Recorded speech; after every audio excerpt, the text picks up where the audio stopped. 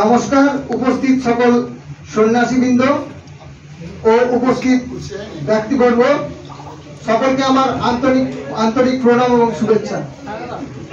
যিনি আমাদের জীবনের ধ্রুবতারা, তার নির্বাচিত বক্তব্য সাথে তার মানব সেবা ও বিভিন্ন পুরস্কার প্রাপ্তি নিয়ে কাজ করার সুযোগ করে দেওয়ার জন্য আমি আন্তরিকভাবে ধন্যবাদ জানাই বইবন্ধু প্রকাশনকে।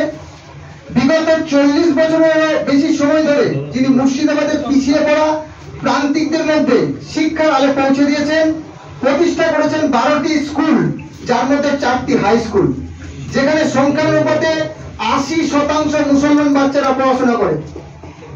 1000 আদিবাসী ছাত্রছাত্রীদের জন্য তিনি আবাসিক বিদ্যালয় করেছেন, যার প্রতিষ্ঠান থেকে মাধ্যমিকের 10ম স্থান অধিকার করে প্রান্তিক এক ছাত্রী চয়নিকা মুর্মু।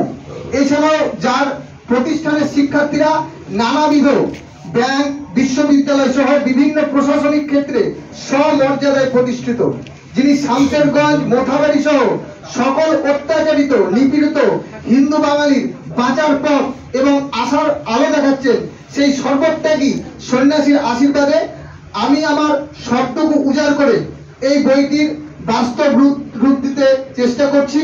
আশা করি এই বই আপনাদের সকলের কাছে সঠিক বার্তা পৌঁছাবে। উপস্থিত সকলকে আরো একবার নমস্কার, প্রণাম জানিয়ে আমি আমার বক্তব্য সংক্ষেপে শেষ করছি। নমস্কার, ধন্যবাদ।